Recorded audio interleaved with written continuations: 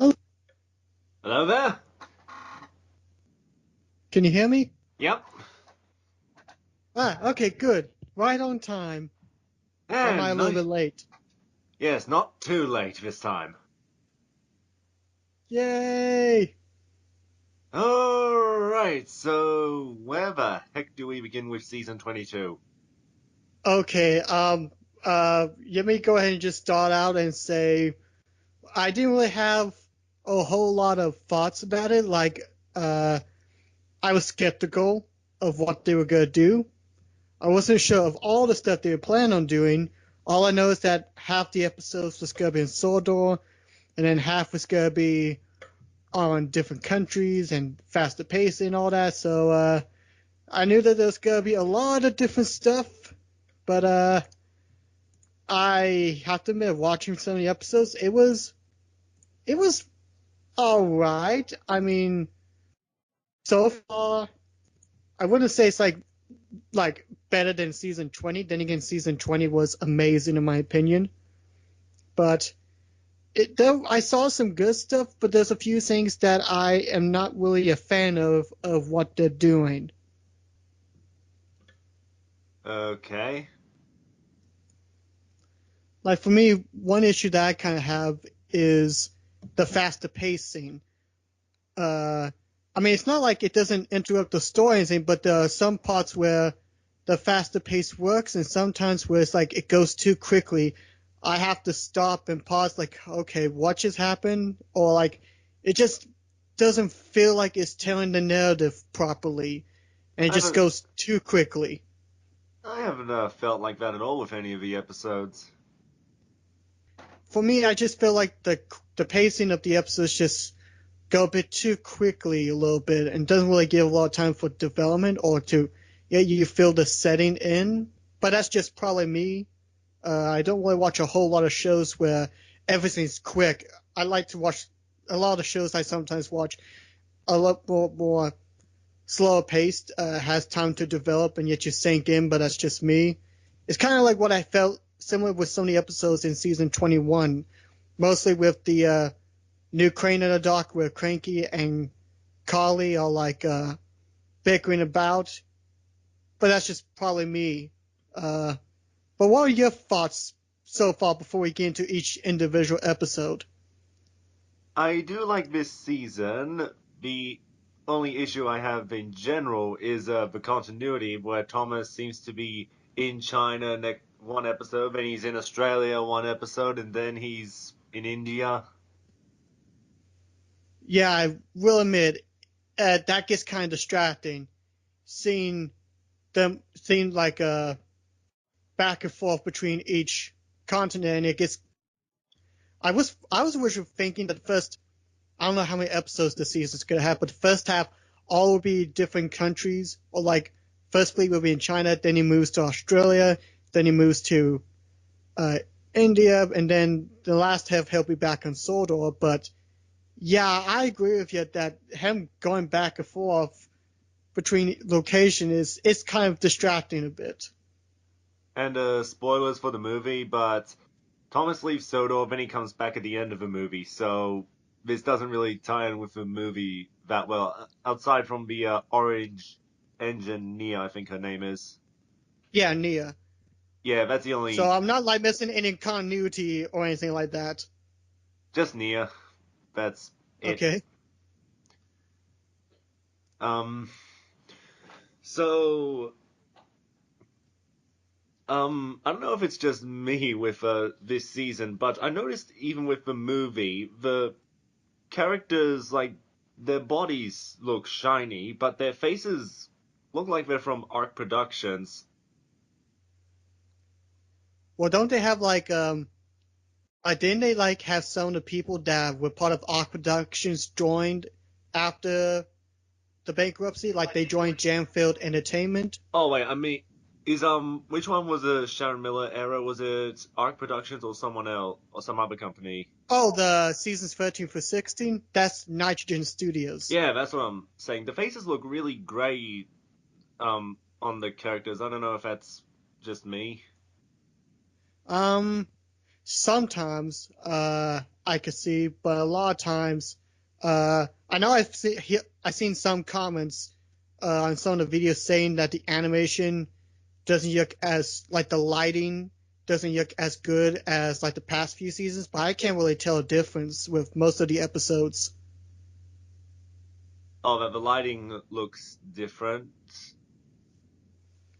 Yeah, it's not like as bright or as like another thing I keep hearing from a lot of people um, is how Thomas seems to be the only engine that goes to the different locations when I actually kind of agree with people where I like to see like Neo or Gordon and some of the others going to some of the different locations as well. Like I know a lot of people would love to see an episode with I may butcher his name, I do apologize, but Raji from India, have him and James in an episode together. That would Oh, actually be pretty cool. okay, this just hurts. I never considered that before, but yes, that is a huge missed opportunity. Well, I mean, who knows? Maybe they might bring the other engines in the next season if it goes well. I'm not sure, but I would personally like to see like maybe Oshima and Nia showing an episode or something. I think that would be really cool. Yeah, I think that really is a big mistake having Thomas go to all these lands because one, having the different engines go to different countries wouldn't make the continuity as confusing. Then I guess maybe it's like a floaty timeline. Like I know one continuity that I did catch was what in the episode where Thomas, like Trusty Truck, where the elephant helps Thomas, and then a few episodes later, that continuity continues with where the elephants are helping Thomas push out of the snow from Thomas's men. Was like, oh, an elephant helped me out of the track. Maybe they can help me get through this snowdrift here. So there's some continuity. Just it's very floaty. I kind of realized. Oh, that's right. There was an episode with the elephants and the snow. Which one was that? Thomas's I think it's I think it's called Thomas's Animal Animal Arc, I Arc. believe. Yes, that's right. Yeah, there is a continuity right there. Something he learned along his journeys. Yeah, but again, it probably would have been great to have the different countries first, and then have the Sordor episodes air last, instead of like Thomas is India, then he's in Sordor, then he's in China, then he's in um, Australia, then Sordor, then back to India, then back to China. You know, it's like Thomas is a master time warp or something. Absolutely crazy. But last thing we gotta talk about the season in general is those goddamn daydream sequences. I will admit, some of those I thought were pretty funny, not just because it's giving me plenty of ideas for the next Thomas and Friends meets, but but also I think they can sometimes be cute. Like probably the cutest one I think is in the episode where Thomas is trying to find uh this panda, and he has this imagination of this giant teddy bear panda over there. I thought that's cute. I think so. It gives some creative ideals. And one thing I do want to mention is like I try not to read like all the comments in each video, but one comment I seen it's like someone saying this season is just as bad as seasons 13 for 16, but it's like Not even there close. was yeah, I mean because they're putting imagination and effort in. Uh, I appreciate like that what they're trying to do, you know, broaden Thomas out, and plus it's giving I think the imagination scenes is a lot of creative freedom. Just the creativeness of just doing whatever they want in these dream sequences. So I mean, I that's one thing I love is the creativity, even though the pacing is weird for me, but that's just my personal impression. And then trying to think the other issue I had, it's a minor one, but I think it's mostly like with the fast pacing, like in the first episode where Hung Ming tells about like a little bit of the writing on the boiler being the Chinese language for one, or something. It's like it just kind of goes by so quickly that kids will probably forget, or at least I kind of forgot to rewatching the episode. but that's just my silly personal preference of what I like to see in like Thomas and friends. I'm just not used to this different style. I appreciate them trying something different. It just requires some taste. But so far, I'm enjoying it. I'm enjoying it pretty good. For me, I just find the daydream sequences absolute cringe. Just cringeworthy. Yeah, but there's one that was tolerable, like I don't mind it, and then there was one that was actually really good. The tolerable one was when Thomas was in Australia and he was about to fall down into the Crocodile River. Okay, Oh yeah. that wasn't bad at all. That was kind of scary. Was But I? I hope I wasn't the only one that was thinking of Captain Hook. Like, Shmi, he's come for me of a buffer. write that down for Thomas comedy. Actually, I got the pin for Thomas and Friends meets, but although it's sad, well, we'll probably talk about this one dream sequence once we get to it. So, ready to talk about the individual episodes we've seen so far? Oh, I was just saying the other one that the daydream sequences I thought was really good was the Invisible Engine. Okay, that one was pretty cool. I love that one. What the heck is this? Did someone forget to import the character models into the animation? But it's like, I mean, that's pretty much what I would imagine an engine would dream of, seeing an invisible engine, you know? Yeah, and we may be segueing into individual episodes, but what's the name of the episode? Seeing is believing. The one we're just saying. Yeah, Yeah, that's probably the funniest episode this season. yeah. But I guess, for me, the funniest episode, for me at least, is Confusion Without Delay. That Ah, one was yes, just hilarious. that might be that one, or if it was another that might have been my favorite. Though Confusion Without Delay, it kind of goes way back for me personally. That's before even made the first episode of a Sodor series when I was just thinking of Thomas Tankerton fan fiction. I remember one day I looked up the Thomas Wiki and you know the character Molly. Yeah, I remember Molly. Yeah, I remember it said that Molly was supposed to be a really strong engine, so I thought of a fan story where she's afraid of her own strength, that she might be pulling apart the express coaches because she thinks she's how do I say that? She thinks she is so strong. I can't say that as a tongue twister. So strong. Yeah, that kind of messed my tongue up a little bit. Yeah, but so Confusion Without Delay is kind of similar to the idea I had with Molly that Rebecca thinks that she's going slowly and she's going to be late, but she doesn't realize that she is a fast engine and she's beginning to places early. So it kind of hits me on a personal note. Like, they sort of took the ideal and turned it into like an actual episode.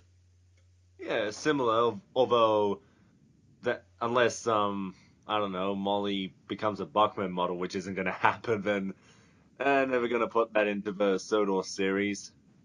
I will admit, when I first heard of people talk about a new yellow engine going on a Steam team, I was first thinking of Molly. It's like, that would be pretty cool to have Molly in, as a sensitive engine, which I can relate to, and seeing her like interact with like to see her develop more. As I felt Molly, they didn't use Molly enough in the original series, and I would love to see Molly come back. Uh, There, but there when I are saw it was plenty like, of there are plenty of characters during those seasons that are just like one-offs, like Neville. yeah, like or Colin, but to be fair, Colin was just forgettable. He's probably like the weakest Thomas character, but that's only because they didn't even give it any personality aside from I want to celebrate Christmas and all. Yeah, I think Colin was just Uh, a green crane. Huh. yeah, he was like Green Crane at the wharf and everything, but yeah, I was hoping to see Molly, but with Rebecca, at first I didn't know what to think. But after seeing the episodes, I think she's a fun addition. I really think she is. Yeah, I do like Rebecca. Nia right now is just eh. Like neither that bad or good either. Just kind of a, a bland character in my opinion. Well, I haven't seen it yet, or not the movie. I haven't seen the movie yet, and so far from the episodes, I've learned nothing about Nia aside from her being an engine from a different part of the world. But I've learned nothing about her, and the only episode I've seen that where she has a strong presence is in Forever and Ever, and still I know nothing about her, and she just seems man. I mean, she has a cool paint job, but I don't really know anything about her personality. But I don't know if they're saving like a special episode that focuses on her or what. Yeah, maybe I'll have to rewatch the movie because how long has it been? A month since I saw it. But, but yeah, I'm still surprised that when Lucky V put up his post on Facebook, like it's in cinemas already. Oh, I can see it now. And I still have to find out where the heck I'm gonna find it. I mean, yes, I know it's on TV, but again, I don't have Nickelodeon or cable, so um, if somehow they don't release the DVD, and I hope they do, because that will really mess me up. Uh, I'll probably just import the UK DVD or wait until someone posts the full episode on YouTube. And then we'll have to save it for the next Skype chat to talk about the movie. Yeah, but again, I don't see the full movie up here. Uh, Not even like one that's split into 15 parts. Like you remember how back in the old age of YouTube they would split a movie to different parts or something. Yeah, that I think that's how I watched the Magic Railroad, though it was on Daily Motion. Yeah, and they were split into different parts. Yeah, yeah, that's right. Actually, I just thought of something. I wonder if Daily Motion will have it. That funny thing, Daily Motion is where I found Confusion Without Delay, and I think I sent you the link. Yeah, you did. That's how I watched the episode. Yeah, because Confusion Without Delay wasn't even on YouTube. I found it on Daily Motion, surprisingly. Yeah, I do not see the movie at all. Oh no. I'm just seeing like the regular episodes on Daily Motion. That's it. Yep, if you can't find something on YouTube, maybe try Daily Motion, because the only reason I know Daily Motion was because that's where I used to watch the Yu-Gi-Oh! Zexal episodes.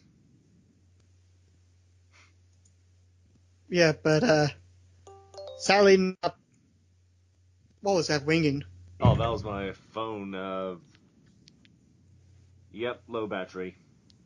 Oh, okay. I was about to say it's like, because I just opened up Skype, well, yesterday opened it, and I noticed they changed a lot here on Skype. Then again, I've been using Discord most of the time only to talk to Lachlan, who I haven't talked to in about quite a while. Then again, I don't get on Skype or Discord that much, uh, sadly. Uh, but anyway, we're not gonna talk about how I keep missing Discord and Skype This is because I'm about so season exhausted. 22! Yeah, this is about season 22nd of the third of the big World United Nations convention. Yes, whatever you just said. Okay. Um, So, let's see. Best and worst episodes. Seeing is Believing, I like Confusion Without Delay, and oh gosh, I'm gonna have to look up the list of the episodes because I it got the Thomas Wiki up now, so that's how I'm remembering like the episodes and all. season Uh, 22. Because how long has it been? 3 weeks with 5 episodes each week, and I don't know if you two episodes that aired early, but you might have noticed that some of the episodes have this logo at the bottom right corner, and that's the ABC logo. So as well as the UK, some of these episodes are being aired in Australia because ABC Kids Australia, yeah. and let's see. So, number one engine was pretty good. Forever and Ever was it's one of my least favorites because I just don't see Gordon as the character that cares about friendship. That's more like Percy or even Thomas. Well, hold on. Let's focus on one episode at a time. Because Okay, I got a lot to say with some episodes, like with Number One Engine. That one was all right. It wasn't like anything that stood out aside from the introduction to Hung Main and the two coaches, but reality, it didn't really impress me that much. It wasn't like a bad episode. It just, an engine trying to race and take a shortcut. I mean, we've seen that a couple of times, and just didn't do anything interesting. But I mean, I do want to say I do love the sets they made for like India and China. I love the sets that they created. They do look beautiful. yeah, I have to say the sets in the episodes where it takes place in China, they seem to be quite well detailed because in the Big World Big Adventures movie, I noticed the Africa scenery looked really bland in the movie, so it's almost like the television has some better animation than the movie in some areas. Well, don't they like have separate teams? Like they have a director focusing on the television episodes, and then another director focusing on the latest specials coming out. Probably. Does it? It doesn't say on Thomas Wiki. The who knows? It may even be a time constraint or time. How do I say? Time restrictions. Yeah, um, but it doesn't really. But like I noticed how we use some of the engine models, like the Gray Henry, or I I seen a picture of like the Chinese Edward, the red one, that made a cameo in the movie. But for me, with the time restrictions, the sets that they made and the stuff, I mean, it looks good. It really does. Yeah. Which one was it? I think it's when Thomas is in Rio in the movie. And he's traveling through a jungle. That looked pretty nice. But yeah, back to the individual episodes. The two episodes that I don't like are Forever and Ever because I just think Gordon's not the right character for for the focus there. But I could see more of Percy yeah, taking on that role probably. yeah, exactly. And Although one thing that I thought was I don't mean to interrupt you, but one thing about Forever that I didn't like is how they completely went backwards with the message. Like, I Golden's a little tantrum with all the changes. I can understand, and Nia trying to cover her, yeah. But then they literally make the joke when they mentioned the new engine coming in sheds, and Gordon freaking out with the idea of more changes. Like they just went backwards with the message oops. there. I mean, like I appreciate the message. I work at a workplace where there's changes all the time, and it's hard to try to get used to some of these changes. But to really go backwards and have Gordon go freaking out again is just, I mean, I get for a laugh, but that kind of really messed up with the more they were going with the episode. So that one I'm very mixed about. I love the first two halves, and I love the message, but them completely going backwards. And I will admit, Nia's message, I mean, it was fine, but I think they could have done a little bit better job of explaining the message of all with changes going on. But that's just me. Yeah, it is a bit odd. Um, and I I was wondering why Henry would be leaving, but it's just kind of um whatever. Like Henry's leaving, okay.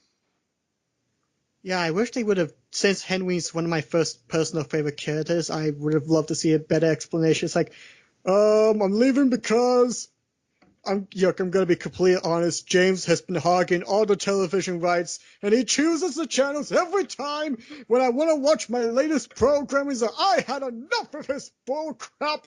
I'm going to Fickerstown where I can watch my. Actually, I don't even know how to change the remote of the channel. Do we have hands? Now you know the real reason why Henry's leaving? Why is that?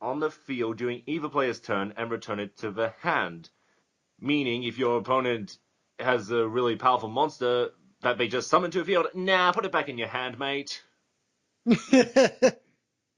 So, even a lot of people are saying that Firewall Dragons should be banned.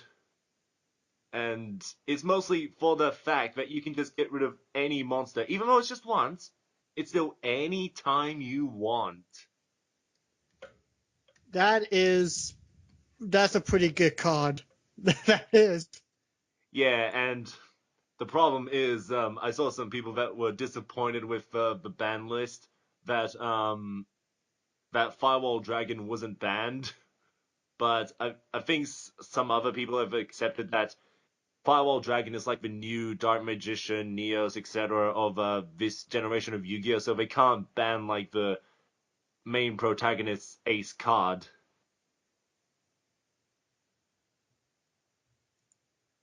Because Yeah. that's usually how it is. That the main protagonist always has a monster, or their ace monster will always have 2,500 attack points. I don't know why, but yeah. So Konami's probably not going to ban Firewall. But if they do, all heck is gonna break loose. I'll be pissed off. Well, there might be some that are like, yay, that's the advantage is gone, but then those who love using it's like, ah, great. Well, I guess that's it. Oh, man. Hang on, I'm just going to put my laptop on charge. But now that we're talking about Yu-Gi-Oh, shall I explain why this ban list was so awesome? Yeah, I don't think you really listed like all the cards that were banned, or at least the ones that were brand new to the list. Okay, so to explain the big card that was banned is called a Nightmare Goblin, and it's another Link monster. And in the set, remember the set where I said I got Nightmare Corruptor Ibli? Yeah, I remember you saying that. So there are Link monsters: Nightmare Goblin, Nightmare Phoenix, Nightmare Cerberus. Nightmare Phoenix um, says that code-linked monsters you control cannot be destroyed in battle. Nightmare Cerberus says code-linked monsters you control cannot be destroyed by card effects. Nightmare Goblin says code-linked monsters you control cannot be targeted by card effects. So, if you can't destroy your opponent's monsters in battle, if you can't destroy them with card effects, if you can't even target them with card effects, then what the are you supposed to do?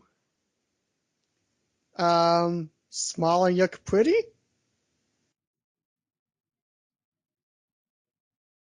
There's nothing you can do! Oh, but I'm telling you, Good. when that Oh, there it happened, goes. But it says like the audio kind of glitched there for a sec. oh, maybe I was just screaming out loud because I freaking hated this. I absolutely hated this lockdown.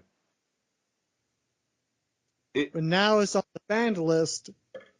Well, yeah, they did ban Nightmare Goblin. Like, yes, thank you, Konami. And what you really have to keep in mind is that Konami doesn't like banning new cards because this was like a set that came out only 4 or 5 months ago. So to ban a newer card straight away, it's like that takes some balls, Konami. Some real guts. You get a gold star stamp. They didn't let greed cloud their mind.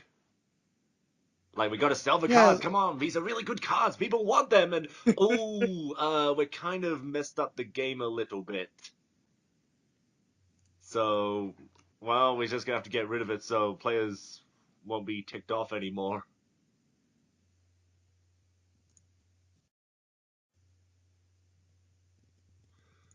yeah. But I'm glad that Konami did a good thing. Uh, I'm still laughing at your comment of how Konami is smarter than Nintendo because of that. Uh, of the ban list compared to Nintendo not showing anything of Bayonetta 3 and what was the Metro Prime 4? Yep.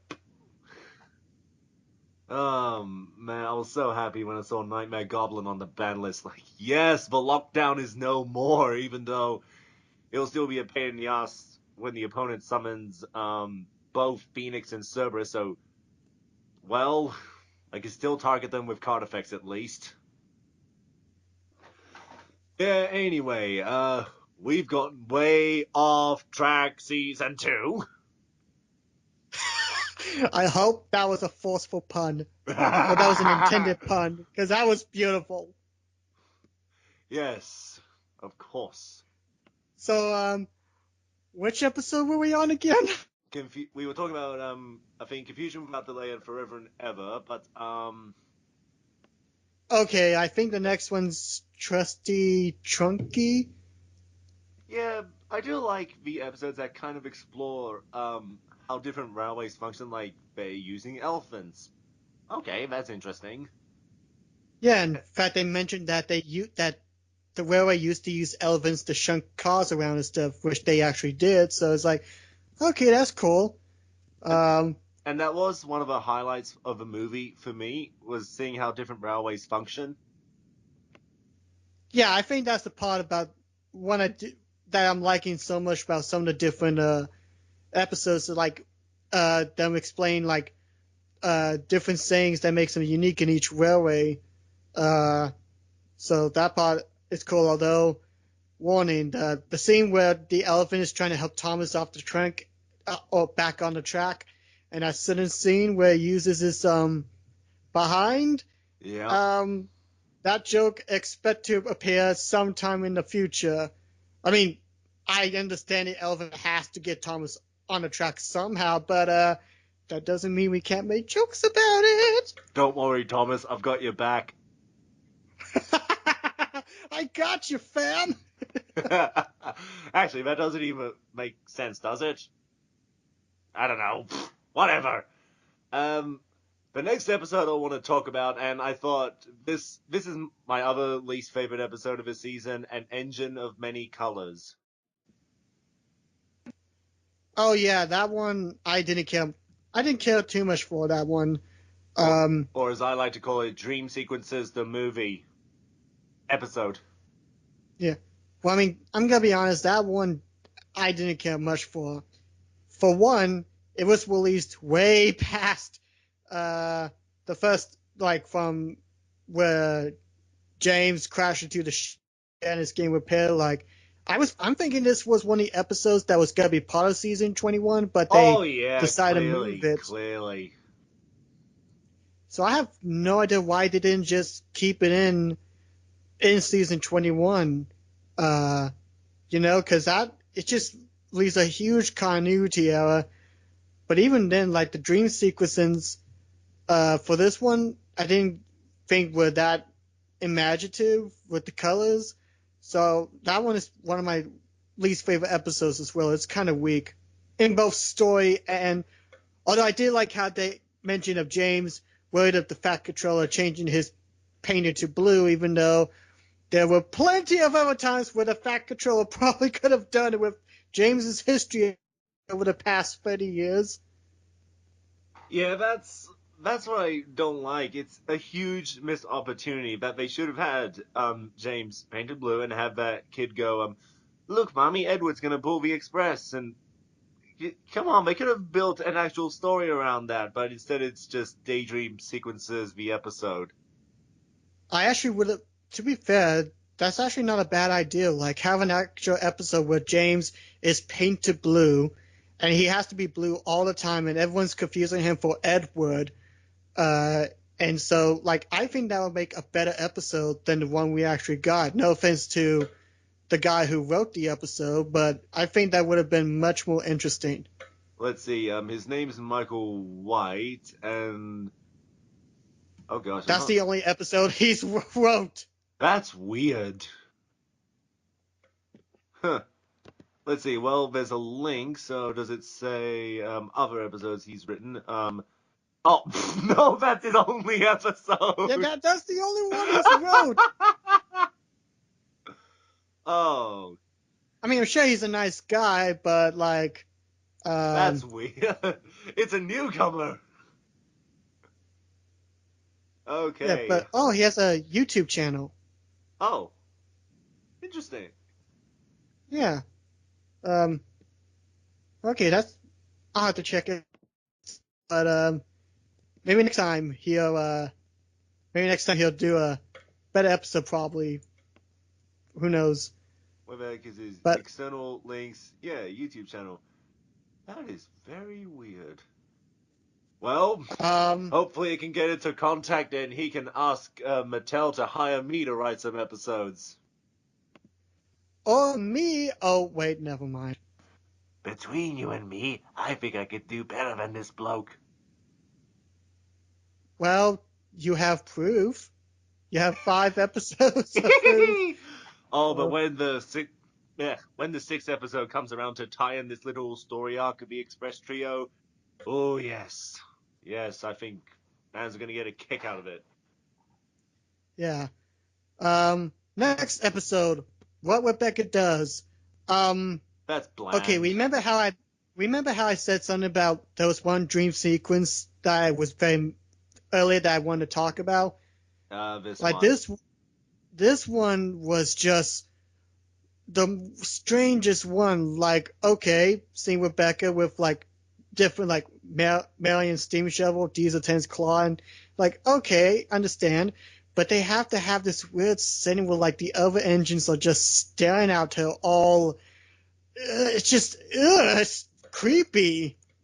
Cringe. Oh, actually, to be fair, there is one good thing that came out of this scene. What is it? Um, okay, let me see if I can. I'm Actually, gonna see if no. I can It's try. let me guess. It's when Kevin puts all the parts he can find onto Rebecca. No, not that. I think this is someone just posted on I don't know if you know the song "Gangsta's Paradise," but it's just this is just. I just think this was funny. Hang Do on, you is see this the a link? video or an image? It's a video. Oh, where is it? Come on, where is it? Uh, Can you not read it? Or can you not open? uh, trying to have it load. It's not loading. Okay, hold on. How do I copy? I Uh, don't know how to copy Twitter videos to Skype. I don't know how to function. well, if anything, the linked work. Um, yeah, sorry. It's only 28 seconds long. I could watch this. Ah, sorry. Oh well, but pretty much they took that scene with the song "Gangsta's Paradise." It's like that's strangely fitting, but still, it's like the scene is just with the engine staring Rebecca, and I guess they were trying to do like a whole "pimp my ride" joke, but the engine staring is just it leaves me uncomfortable. Let's just say that. There's There's one video on YouTube where someone uploaded it, and the thumbnail of the episode was Harvey looking at Rebecca, and oh yeah, I hate that. Ugh.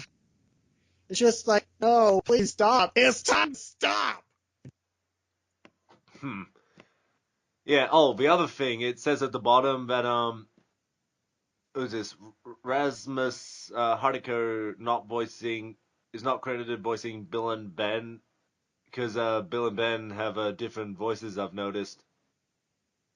Yeah, what happened to the guy that did Bill and Ben originally? I thought he did fantastic. Yeah, I still think it's weird that Bill and Ben have what accents did they have before? Um, well, whatever the accent was, I thought their voices were fine for the CGI series, but now it's hmm, I don't know. Maybe it's just a change got to get used to. Yeah, although that kind of reminded me of something similar in Douglas of how they were both voiced by the same guy who does Oliver and Toad, but yet when season 20 came along and it was the episode I think it was Donald that was voiced by the same guy who does James and Bradford. And Douglas was still voiced by the same guy, but yet Donald's voice was changed. Like, why did they change it? I guess to make it more distinct, probably? Or, I haven't noticed Donald Douglas voices changed. like, if you watch Journey Beyond Soda with the clips with Donald Douglas and then go back. Ow, I hit the mic stand. That's a weird doing. Anyway, crap, I forgot what I was going to say. We're saying Donald and Douglas from Journey Beyond Sodor. Yeah, watch the clips with them, and then go back to watch the episode where it's Donald Douglas playing the snow in season 20, and then you'll notice the kind of voice difference. I mean, it's not bad, but I didn't notice it. So it's like, that's weird.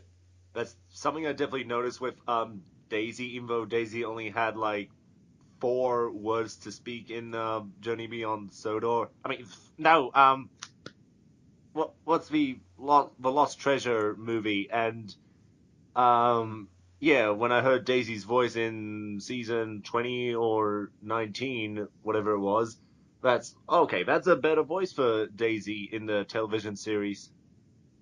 Yeah, I actually did like that. Then again, we didn't really hear much of the person that Daisy usually speaks, so it's like I can't really say this voice was better.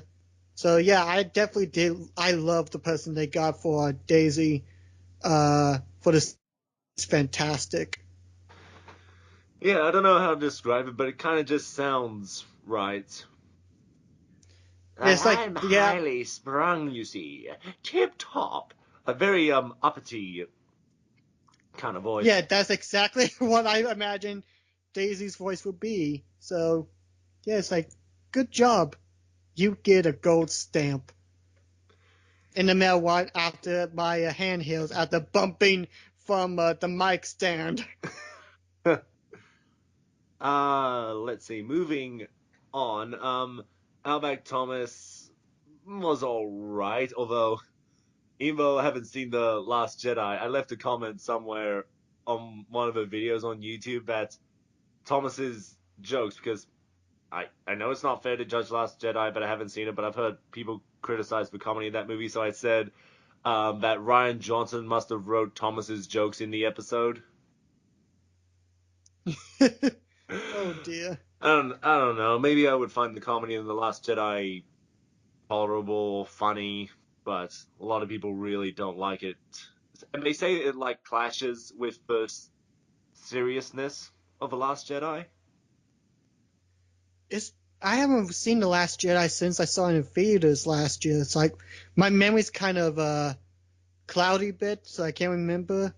Uh, but I think it balanced both the comedy and seriousness all right, in my opinion. But there is a bit more comedy in this one compared to the other Star Wars films. Uh, And what's really okay, I have to say to that is I thought The Last Jedi would be a dark movie because they even changed the logo to black and red. yeah, which is something different that you don't really see. It's always the black and yellow. I'm sorry, I was just thinking to the SMG4 video where Mario is in the Bee Kingdom.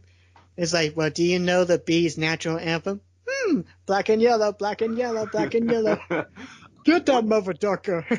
Which one was that? I don't remember that It SMG4 was a episode. Super Mario Galaxy.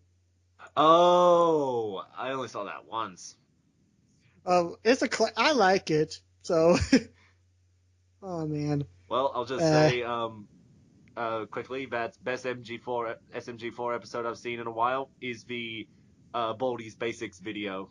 Yeah. Anyway, season 22. oh right, we got off track. We derailed the conversation. Oh man, how many more puns can we make out of this? Uh, just give me a Hey, I got it, couple I of got it. seconds. Let's go right back to the Outback. Okay, I didn't think of that one because we were talking about Outback Thomas. Um, One thing I actually want to point out is I was looking at some of the voice cast, and the guy that they got for Shane is actually the same guy that wrote this episode, Tim Bain. Wait, why he wrote this episode himself? I'm Holy not sure, but cow! like I noticed that he voiced Shane as well as No, wrote some of the episodes. So hang on, it doesn't say. It says voices is Aiden. wait, what? It I could says have sworn it was. yeah, that's definitely not the. Who the heck is Aiden, by the way? Oh, he's one of the coaches. Oh, my bad. So he does voice one of the characters in that episode. I just got the wrong character. My mistake. My Uh, apologies. yeah. So yeah, Shane's okay. Character. Um, but I don't know what else I could say about Outback Thomas other than it had the most horrible daydream sequence, which is saying something for me. Yeah. Um. Although I did like how Thomas was trying to explain some of the things and got them completely wrong. So Yeah. I thought that was kind of cute. In Australia, um, like I mean, I never been to Australia. Uh, from the episode, it doesn't look like you get that big feeling of Australia from the sets almost, or is that just me? Like, would you say this episode perfectly describes, uh, perfectly presents how Australia looks to you? Um. Well, I don't know what the middle of Australia looks like, but when I go down to Bunbury in the summer, yeah, it can be pretty brown. Which Bunbury is like a 2 hour car drive to see my relatives on my dad's side. But yeah, it's kind of like that. A few trees here and there, and yeah, we do see kangaroos hopping around sometimes. No, they're giant rabbits. I know that may seem stereotypical, but no, we do see kangaroos sometimes Right. as we're I hope I'm driving. not being rude. I was just curious about how the Yeah, nah, episode nah, portrayed it's fine. Australia. I know it's like So easy to assume Australia, the land of killer animals. come to Australia, you might accidentally get killed. Anyway, yeah, actually, I think people have forgotten that. Oh no, wait, the boxing kangaroos. Now even kangaroos can kill people.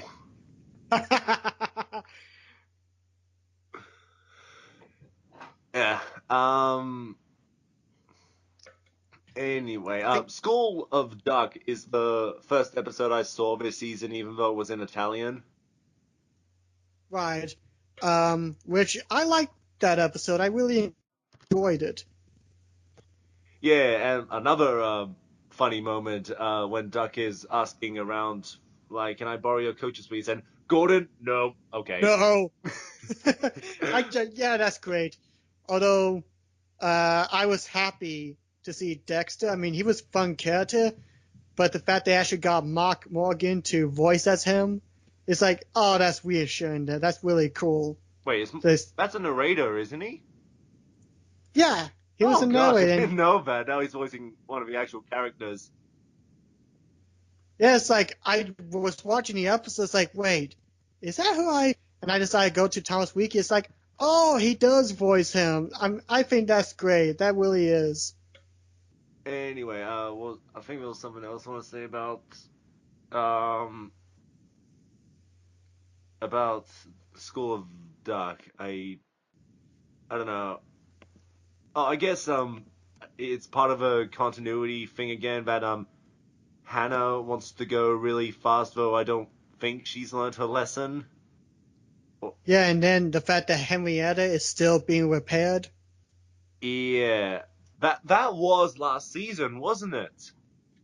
Yeah, so I think this was another episode that was planned for season 21, but was moved to this episode.